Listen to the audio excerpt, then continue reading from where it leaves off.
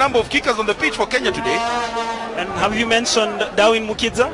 Darwin Mukidza, Samuel H. and Laila Siligwa. And remember, we still have players like Fabian Orlando who are not slouches when it comes to kicking for post. And Hilary, just looking at the body language of the Portuguese, you feel as though the altitude is already taking a toll on them. I believe so, and I think the very, very frenetic pace right from the kickoff is definitely going to be something that will be perhaps an indicator in this match. KCB's Darwin Mukidza with a penalty attempt for Kenya.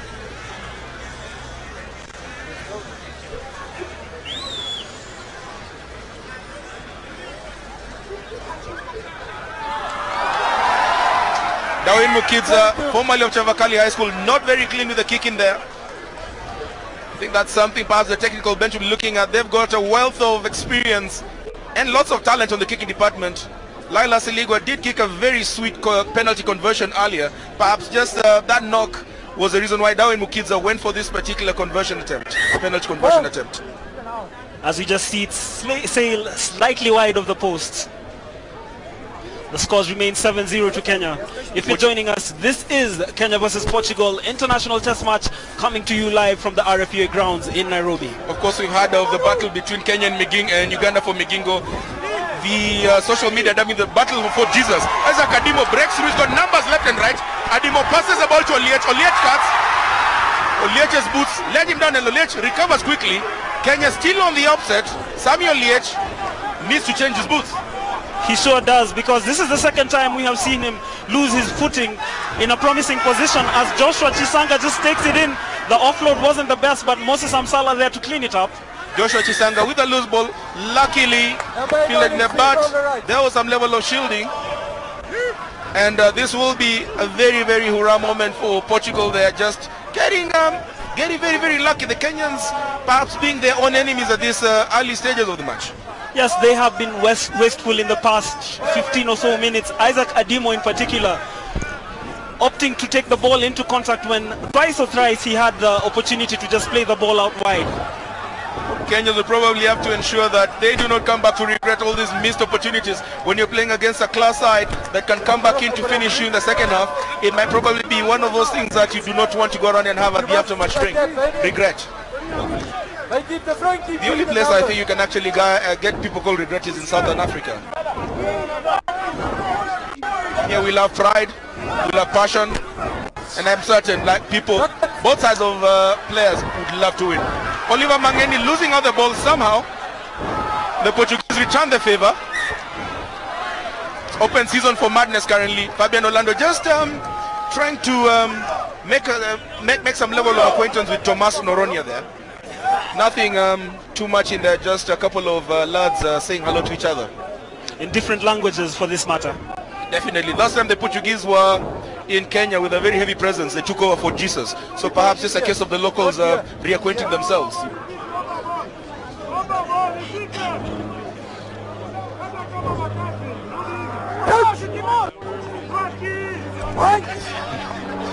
And Hilary, just looking at the Portuguese team list, a number of their players play for the club champions GD Direito. Some of the players including the Centurion Vasco Uva. As play continues, this is Kelvin Omio taking it into contact once again. Adimo just distributes it. This is Mike Okombe beating the gain line. He has men rushing in. Asiligwa now. That's Isaiah Nyariki stepping. Hilary, you're a prop. What would you say of? I do not particularly take kindly to prop stepping, unless you're basically stepping in the scrum. But Nyariki made it look good in there, so we'll take that. Asiligwa looked like he knocked that ball. Oliech, the boots seem to be letting down Samuel Oliech. He's got a very devastating step, but the ground just keeps on opening up every time he steps. And unfortunately, smashing hit coming in there. I think Amusala did not know what was coming. That's called a turnover tackle. True indeed. And just going back to Oliech's boots, they are bright yellow and you can't miss, and probably that's the reason why we see him slipping up all the time. I always tell fellows, the only yellow thing you can trust is a yellow mango. Not even yellow boots. Smashing tackle coming in there by the centenarian Vasco Uva, just smashing Moses Amusala and reminding the Kenya Navy servicemen that the battle is basically meant to be for the entire 80 minutes and not in bits and pieces. And don't you find it quite significant that they smashed the Kenya Navy serviceman? Because just looking at the possibility of a threat to Fort Jesus, it is the Navy that would be called in to be the first line of defense. I think Moses Amusala's commanding officers of the Kenya Navy may not be too happy with what transpired there, and there might be a bit of backup called up later on.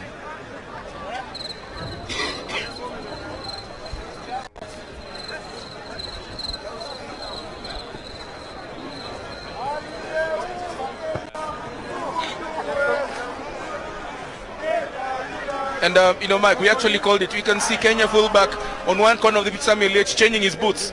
He's electing to use preferred black ones. I think the yellow ones must be smashing some level of light into his senses. Well, still seated down. Looks a bit like someone who's perhaps selling vegetables on the streets of Nairobi. Needs to stand up. This is an international test match. And not a Mamamboga session, so he really needs to be in the right frame of mind. He needs to be up on his feet, because the Portuguese could easily just kick into that space.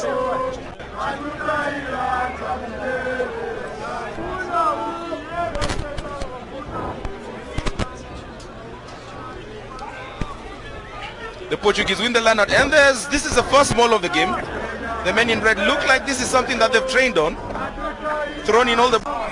First chance for Portugal. Ball is spilled out. Darwin Mukiza easily gets a ball, and the Kenyans are quickly back into attack. Mukiza, the try scorer. The Chavakali High School alumni gets Kenyans back into the 10-yard. Kelvin Omie with the ball. Gives it to Adimo. Fabian Orlando gets it to Jacob Oje. The speedster has a lot of gas to burn.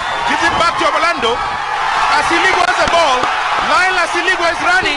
Gives the ball back to Kelvin Omio. Kelvin Omio, who started the move, scores a try. Kenya extend the lead 12 points to 0. Great piece of work there by Lyle Asiligwa and Kelvin Omio.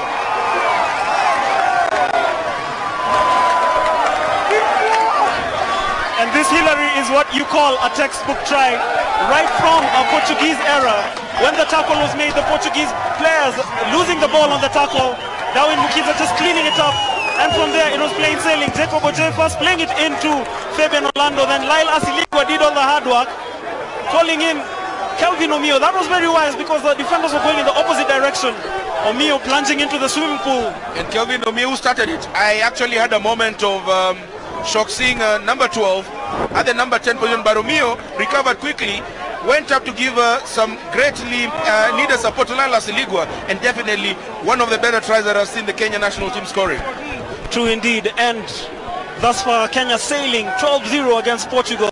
First try scored by Darwin Mukiza, second try by Kelvin Omio.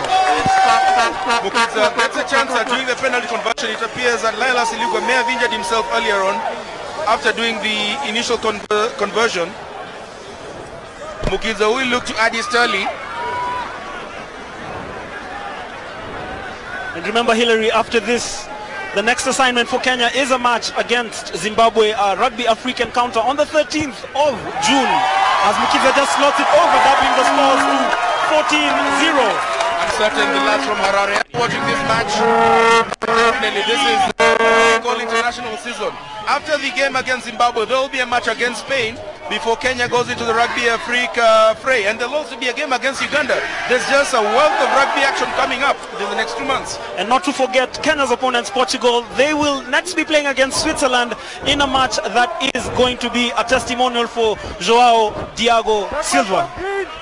Joshua Chisanga, the beast, smashes off through the Portuguese defenders. Chisanga runs a hard 15 meters, ball goes back, lost out. There will be a knock-on advantage, but Chisanga did well, just didn't get the support required to make a lot more from that.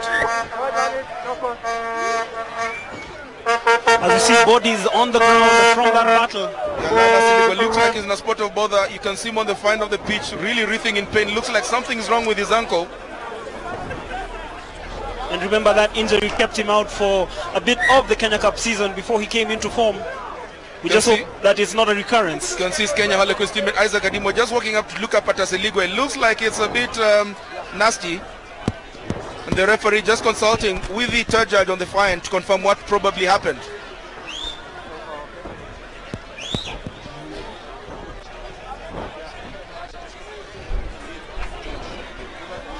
Asiligwa still stays down.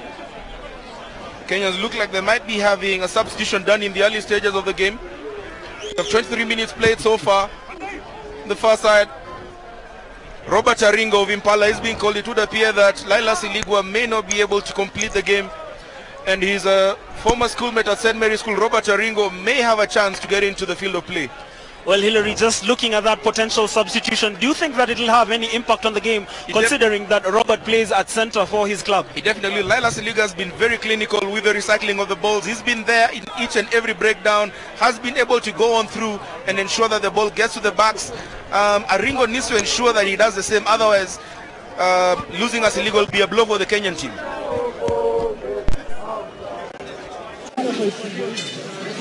Asiliga looks to be walking, slight limp, but perhaps not so much damage there.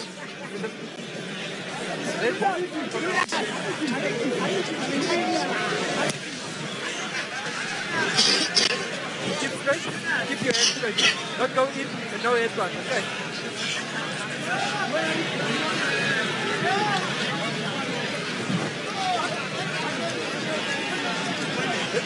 Coach! Point! Set! Steady, steady!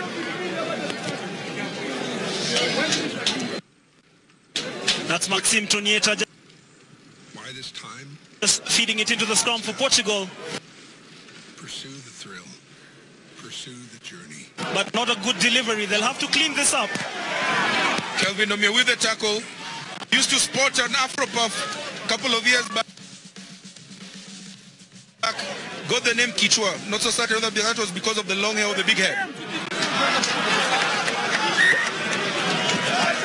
The Portuguese lose possession in their giving the Kenyans a scrum put in. Well, Hilary, one thing I've noticed about Portugal early on is that they're struggling. Yes, they're struggling with the altitude, but also with ball handling. I've seen actually 2 occasions when they've lost the ball in possession. First from the tackle, and then this second time when David Dorés went into contact and just let the ball slip out of his hands.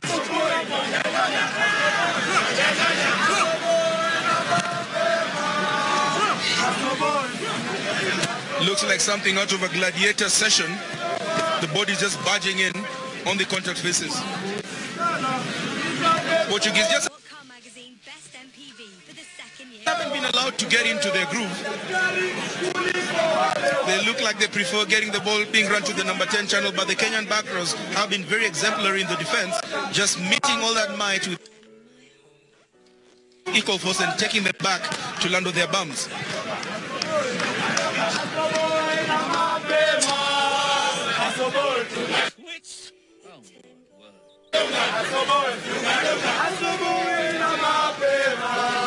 There's one of the Portuguese players, David Doré, is getting a bit of attention. Doré wakes up, and it would appear that the Kenyans and the entire match will be able to resume. Well, Hilary, not in our picture. Laila Siligwa is also getting attention on that troublesome ankle. Just raises the big question as to whether he'll play on for the rest of this encounter. The other options that Kenya may probably want to employ is perhaps bringing someone else at 15 and getting some at number 10. In association with the Israel Ministry of Tourism. And maybe Isaac Adimo may be the person moving to number 9.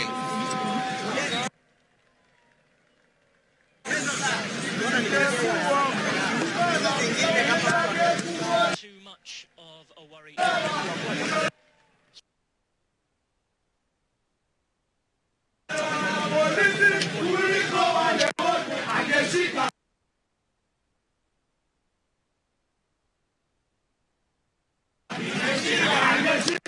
There is still the veteran Vincent Mose on the bench, and Dennis Muhanji as well. So Kenyans still have a lot of experience, but we still do hope that they'll be able to retain Siligwa. He has been very outstanding in the game. It really will be a pity to lose him before the halfway mark. Siligwa stands up, and he looks like he's ready to continue.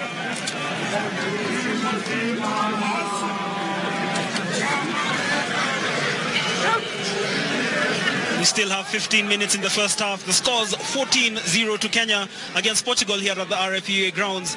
Kenya's tries scored by Darwin Mukidza and Kelvin Omio. Conversions by Laila Siligo and Darwin Mukidza. Samuel Yates with the change of boots. This time doesn't slip up, does very well.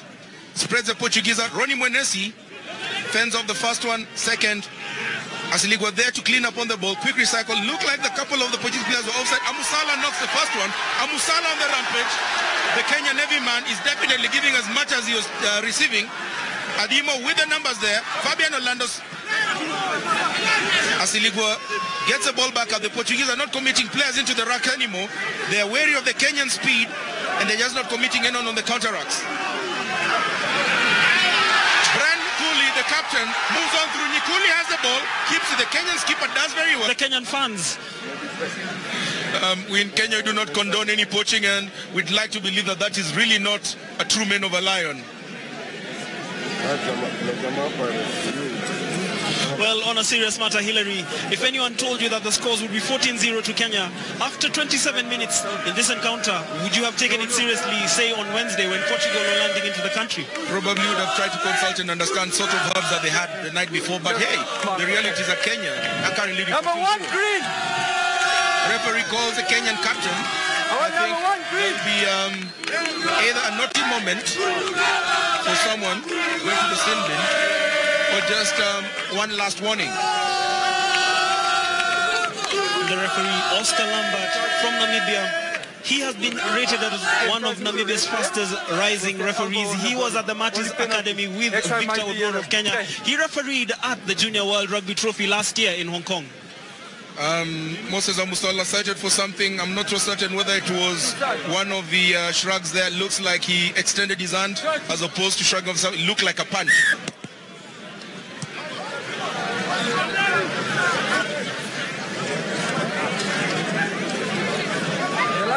And you know, speaking from a neutral's point of view, you'd also like to see Portugal enter into Kenyan territory, actually make this a contest, because as it is so far, it has been one-way traffic if you look at it in terms of statistics. Credit to the Kenyan team. They've basically been up to scratch in the lineouts, up to scratch in the breakdowns, perhaps just a couple of passes not going to where it would have been required to. Would have been a couple of points there, but the Portuguese have definitely been shell-shocked. Definitely like the proverbial bunny caught in the headlights of a car. Kenyans defending very gallantly. Second time the Portuguese have tried the maul. The second time the Kenyans have defended gallantly. But the Portuguese still retain the ball. Machaveri looks like he's playing on advantage. Asking the Kenyan players to move behind the offside line. The Kenyans rushing up on defense. Little peak of a gap popped in there. Darwin Mukidza should not have rushed up, and it's, yes, definitely comes to fruition. You called it, Mike. The Portuguese have scored. Darwin Mukidza just rushed up in there, and the Portuguese got enough. And the lads from Lisbon score. Portugal 5, Kenya 14. And the try scorer is the fullback, Antonio Ferrador. Darwin, not to shoot. I talked to him, I told him just be holding his line. The back in. And let to stay on the inside of the ball. So Portugal getting points on the board. Antonio Ferrador with the try, the conversion to come. Let's just see it happen again. Darwin Mukidza guilty of rushing as Portugal just built up that attack. Naranja just playing in. Ferrador, who just shrugged off the defense and scored conversion. Time is going for kick. Yeah. And Hillary, do you think that this try could spark off a Portuguese comeback? Of course, when you go the level of class as the Portuguese national team has, you cannot definitely rule them out. They were unlucky to go 14 points down within the first 30 minutes of the game. But you get a feeling that as soon as they can get a couple of plays moving on to them, this will definitely move into a very competitive encounter. True indeed. And you talked about class. Remember that Portugal were the European Nations Cup champions in 2003-2004. That tournament is also referred to in other circles as the Six Nations B competition. Conversion is good. So there's only one score in this game. The Portuguese good with the conversion, 7 points to 14. Maybe this is a point to start asking yourself, Mike, will the Kenyans hold themselves liable for the litany of errors that they've had? They should have been at least four tries up. They've only managed to score 2. True indeed. Remember, we spoke about the wastefulness of Isaac Adimo early on, opting to go into contact when twice or thrice he could have taken that ball out wide. It would have given them a deficit, but it would have given them a big lead, but now it's just a 7-point lead. The conversion for Portugal was by Yannick Ricardo. Would appear that Ricardo may have taken the same boots that Oliech lost out earlier on. Did a slip after the step down. And interestingly, almost the same shade of color. So, Hillary, you could be right. Could be a manufacturer error. Are we going to see a recall?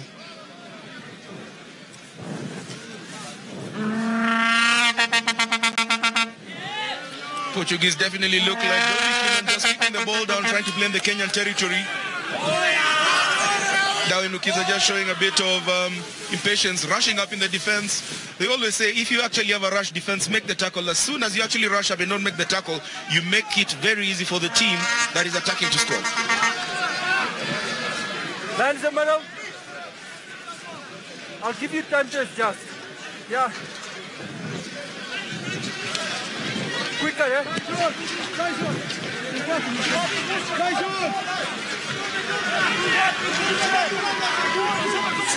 You picture the moment Adrian Timoteo, the Portuguese number 12, with heavily tattooed forearm, looked like something you'd probably see with the Samoans and the New Zealanders. Portuguese back up on the rampage, electing to use the rolling maul. Looks like it's a preferred weapon of use. Ronnie Mwenesi needs to get back into an onside position. Kenyans offside, and yes, it's actually been called. Let's go back. Let's keep discipline. Just stay on your knees. On your knees. Remember, we have about 8 minutes to halftime, and Hillary, the Kenyan error rate just seems to be going up as the match proceeds. I think the Portuguese realizing that they can't match the Kenyans on the speed department, all levels of trying to do the play, just doing textbook stuff, getting into the Kenyan territory, keeping the ball in hand and letting the lads from Nairobi do all the mistakes. And within the last 5 minutes, they'll have been able to benefit 10 points if this penalty conversion kick goes through.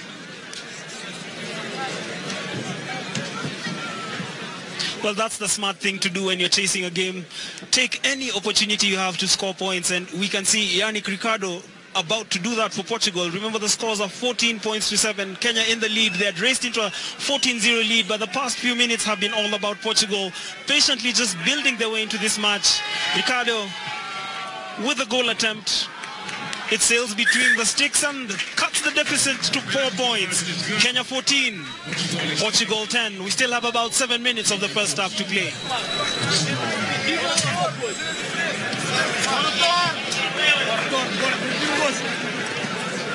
And not in our picture, it is as though Portugal preparing to make an early substitution.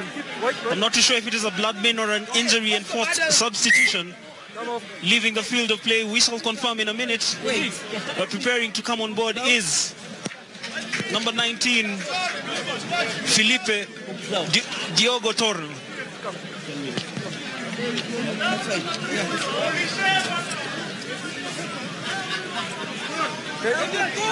Come on. So Portugal, the first to make the change. Diogo Torre coming in for Eric Dos Santos. The Kenyans kicking in deep, sending the numbers, but no one making any tackle. Isaiah Nyariki makes a tackle eventually. He's definitely feeling possession. Samuel Oliech with the ball to fill at the back. He's got numbers. And Oliech steps. This time he moves on through. Oliech gets on through. All the way past the halfway line. The Boots definitely are holding up much better now. Kelvin Omio with the ball. Beats the first and the second defender and the third. Passes the ball to Fabian Orlando. Orlando runs straight into traffic. The Kenyans retaining the ball possession. Asiligwa recycling the ball quickly. Ronnie Mwenesi smashes through the first and the second tackler. Asiligwa there to do a quick recycle. Adimo goes back in, gets a bit of space. This is great work being shown by the Kenyan lads. Asiligwa gets the ball to Omio. Omio backs it back to Warui. Warui passes 1-2 players. Omio there to back his club teammate at Nakuru. Kenya's looking a little bit more patient now. But Hillary, you just feel that Omio was guilty of just passing that ball at standstill, really just transferring the pressure. But it's good that they've retained possession and they're keeping the momentum going. Asiligo passes the ball down to Orlando. Orlando couldn't get the ball out to Mukidza. Heavy Portuguese defense. Number 3. Looks like there was an offside line there and the Kenyans have a penalty advantage. Offside line was breached by the Portuguese. Kenya captain Brian Nyekuli just trying to indulge a referee in issues perhaps pertaining to world peace. Number 3. Kenyans elected to 3 points. So Darwin Mukidza will be the man to have the attempt at 3 points.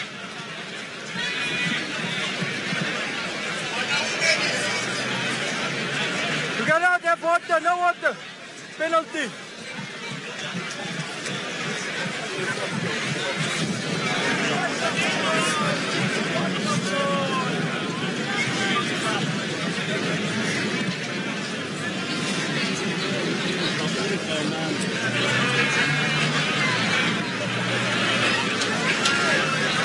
Darwin Mukidza with the penalty attempt for Kenya.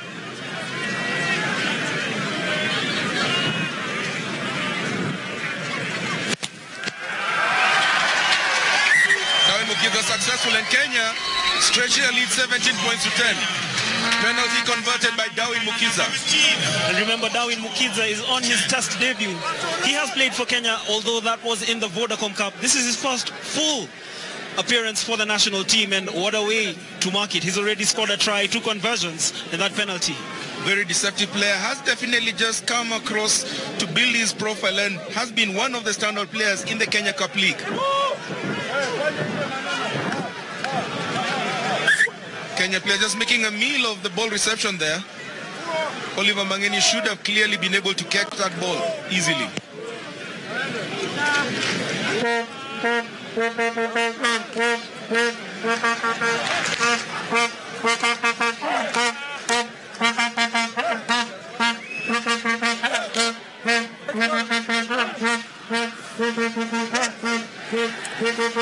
Perhaps so that the Portuguese would be outdone and dusted by the halfway line. We're definitely wrong. The altitude is not definitely messing them up, and they're only 7 points away.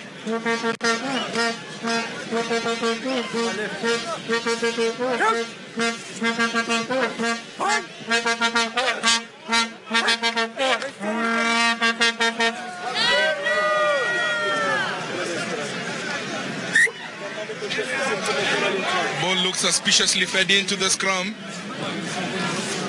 Referee has called for a re-put. And it looks like there's a bit of excitement happening in the forwards. Kenyan back row Michael Kombe looked like he probably wanted to get into a bit of a mix there. I'm not too certain what language they're talking. It's probably the language of rage. It's probably the language of love, because that's the only universal language. Not too certain how many Kenyan players would have learned Portuguese in the build-up to this game. And that's the reason why Okombe felt like the knee to the face was a sign of disrespect, and maybe, and yes, you can see right, that should actually, no, that was definitely illegal. The centenarian Uvo definitely did something that was not right there, kept his very lazy long legs on Michael Kombe's very precarious neck, and that was the language of love. Let's go. Come. I don't know if you caught it, but there's also a strike, a retaliatory strike from Okombe to government headquarters.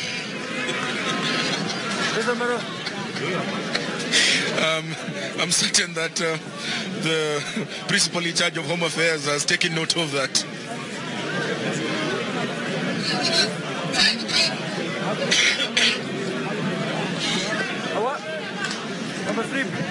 So it's going to be, it looks like it's going to be a Kenya put-in from the scrum down. We have about a minute to half-time.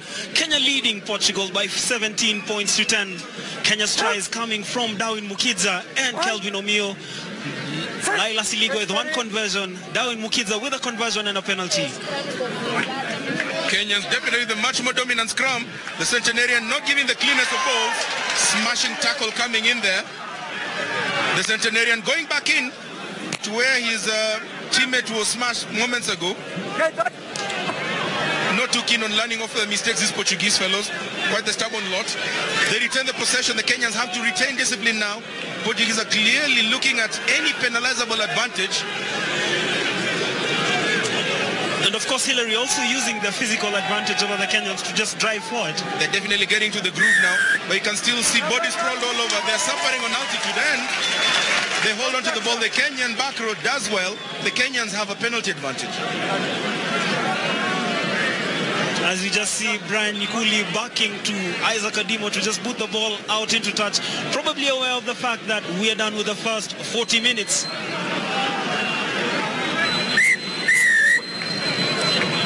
Adimo does enough to ensure the safety. So Kenya get into the halfway mark with the 17-10 advantage over the Portuguese. This has indeed been some great rugby action in the first half. We are waiting for the second half to see this historic test come to a completion. Halftime scores.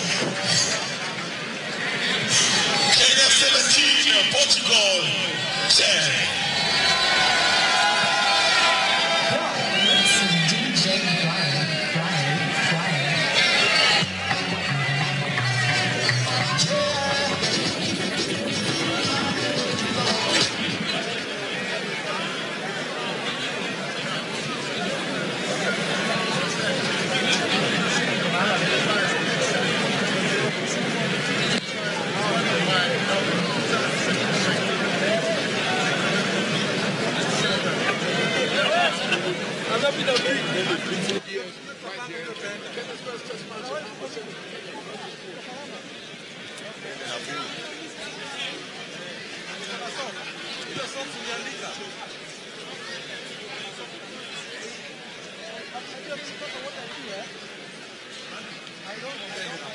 Welcome back to the RFUA grounds. The crowd is definitely geared and ready to ensure that we can get double. The Kenyans definitely came off quick off the blocks, but the Portuguese showing a lot of experience. Numbers out. So the replay, they can see the first try being scored by KCB's Dawi Mukiza. Definitely very elated at scoring a try on his debut for Kenya. You can see how the Lavi Oliech there leading them on a jig. This must have actually been rehearsed. Oliech and Adimo. For the team. He takes it. And quick conversion attempt by Asiligo was ball goes very back to interesting. and there's a knock on bat. Kick that was actually a drop Or he kick. breaks through the first tackle. Asiligo with the See ball. there, Asiligo, who has been very instrumental in the ball. It's the first time he went down with a suspected ankle issue. Then Mukiza took over the kicking duties. Mukiza missing his first penalty attempt. Kenya still retaining a 7-0 lead. Then this was the second try. Asiligo is running. Orlando, Give the ball back to Kelvin Asiligo and Kelvin Omio. Kelvin Omio, who actually Speedster has a lot of a very, very interesting level of interplay deep the Kenyan territory. Asiligo just knowing he didn't have the gas, calling Omio there. Omio celebrating much earlier. 18th of June. As Mukiza did manage to do that conversion.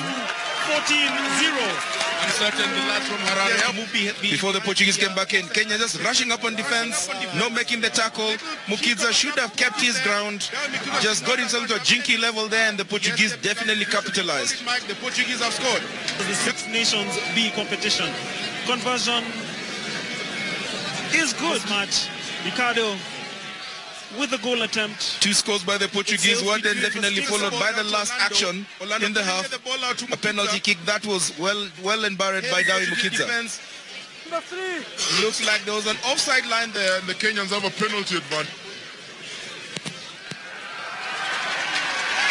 So at the interval, Kenya 17 points, Portugal 10. Kenya should have perhaps been high on. Into the scrum. They've perhaps been guilty of not scoring and utilizing all their chances.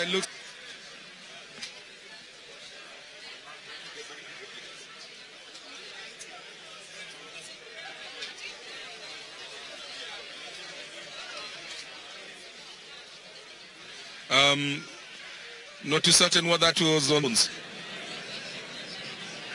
See mother and daughters taking photos. See lovebirds taking photos. See people drinking sodas with phones and talking and chatting and texting. First photo we've actually seen, there's a man with a phone again there. And a couple more taking more selfies on their phones.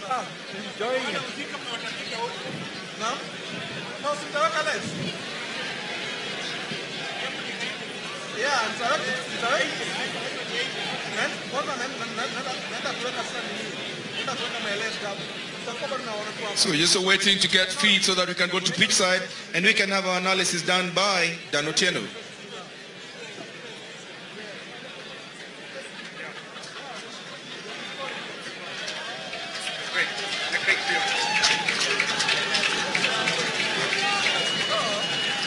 Kenyan players getting back onto the pitch, onto the field of play in readiness for the second half. Did see a couple of limping Portuguese players at the interval. Ladies and gentlemen, the second half. Just definitely a testament as to how far they've been stretched in the first half by the Kenyans. We'd like to thank our sponsors. Portugal look like they've done their second substitution. Antonio Alves comes in for Tony Martins, who takes a rest after getting injured at the breather. Suku, media partners, Capital FM. Security partner, KK Security. And the water sponsors, the Kenyans don't look like they're making any change. Still settling for the team that started off in the first half.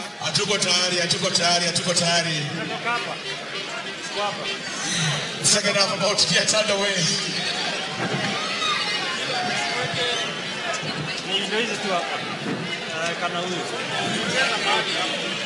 Hapa ni base kwa sababu ya boom. Sababu ya boom. Nasema hapa ni fit kwa sababu ya boom. Set to kick us off for the second half is the Portuguese flyer Yannick Ricardo in the headgear.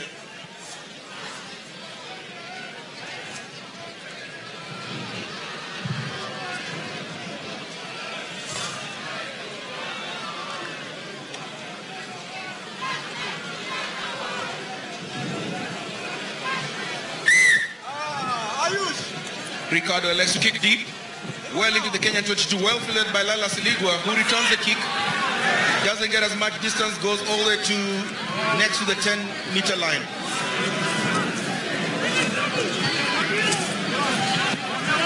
Hands the middle. Keep the gap. Open up in the middle.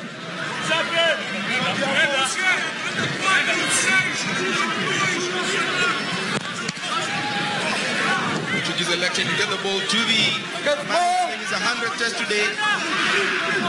Kalova. Portuguese elected using the rolling move. For them in the latter stages of the first half, they look to be picking up from where they left off. But the Kenyans still gallant in the defense, just piling bodies all over. Portuguese not able to make a lot of success from that rolling move. The centenarian gets a lot of treatment. He gets personalized treatment actually from the Kenyan forwards. They swing the ball all the way to Thomas Appleton.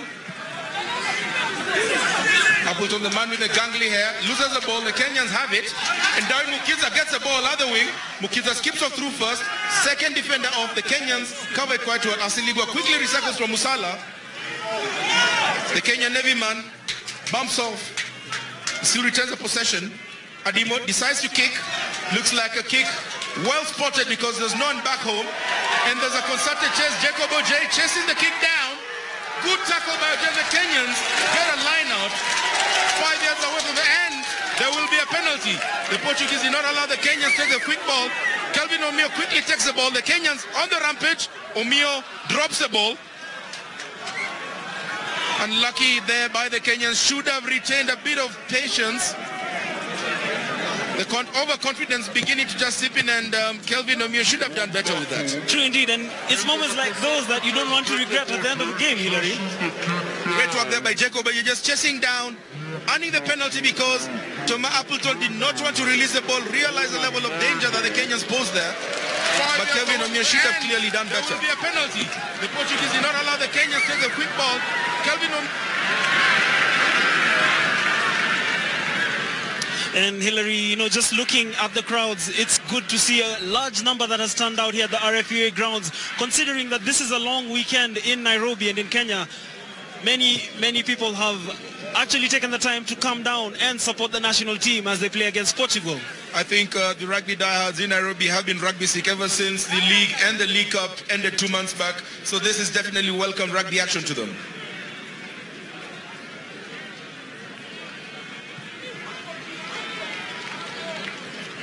Kick fielded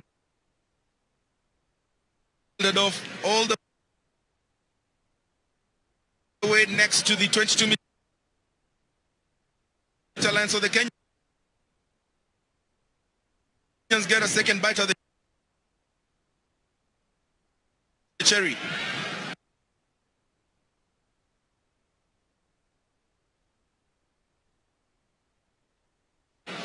You know, it's really been a case of the Kenyans butchering their own chances. I mean, Kelvin, in a classic case there, just quickly taking the ball, not having an idea of who to field it onto, and sparing the Portuguese blushes. Because he's slowing down the game.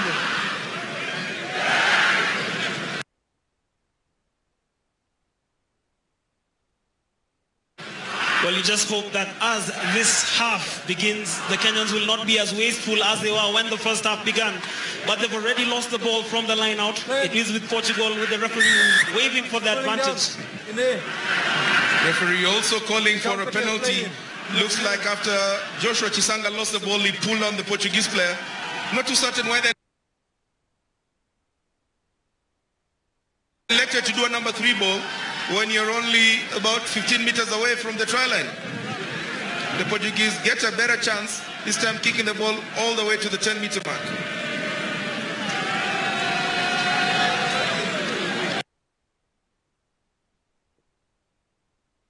Middle.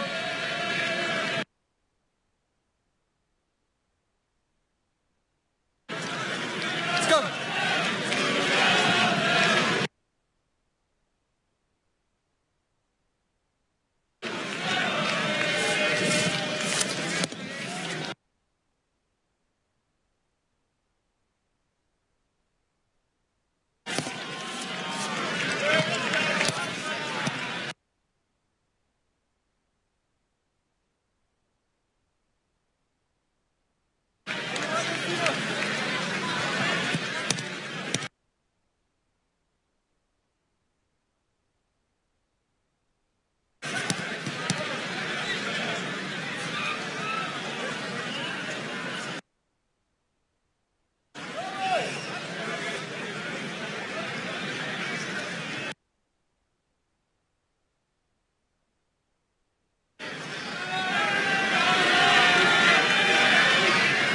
Jacob Ajay fielding that ball under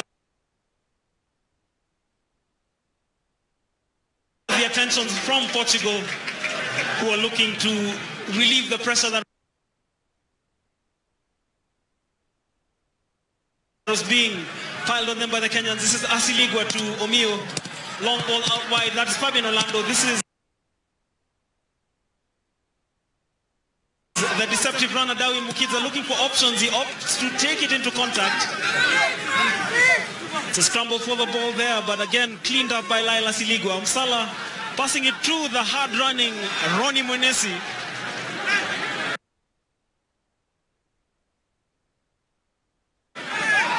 Dawi Mukiza looking for options. Munesi definitely a hard run and a hitter.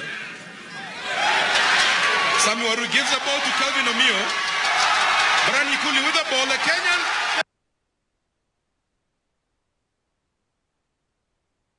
captain Brian Nikuli going all the way. And the captain Brian Nikuli scores Kenya's top try.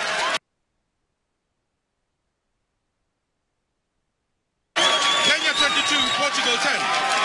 Great feat of work there by Sami Warui. Brian Nikuli finishing up. Kenyan team manager Simi Wangila just showing a sign of the cross there. Great running there by the captain. Brian Nikuli, who has definitely been a servant of this game in this country for a while. True indeed, Brian Nikuli, Kakamega High School alumni, former Kenya 7s, and now Kenya 15s international. That ball initially played into space by Kelvin Omio. That was Samuel Rui, back to Omio. He just had the presence of mind to offload to Nikuli, and Nikuli, being the wise man that he is, knowing that yes, the center post was ahead of him, but the easier option was to just go sideways and score. Brian Nikuli definitely showing how to perfect the use of angle altitude running. They always tell you run at an angle, you always get an opportunity. Definitely former Kenya Sevens international showing his experience there. You don't get to see a backer doing that often. And you know, the interesting thing with Brian Nyikuli is that he has played almost everywhere on the rugby pitch. I'm not too sure if he has played in the front row, but at some point during his club career at Impala RFC, he played in the center. A run like that definitely shows you that he is a well-rounded player. Darwin Mukidza with a chance to add an extra 2 points. Let's go.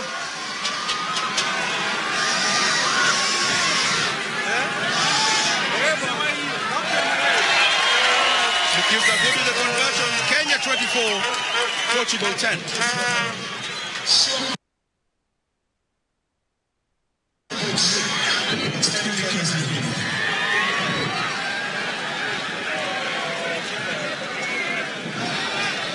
As we just see in our picture, some Kenyan fans rejoicing, happy that their side is 24 points to 10 ahead against Portugal here at the RFUA grounds, as the Portuguese just prepare to restart this match deep into Kenya territory, fielded by Lyle Asiligwa, booting it into touch.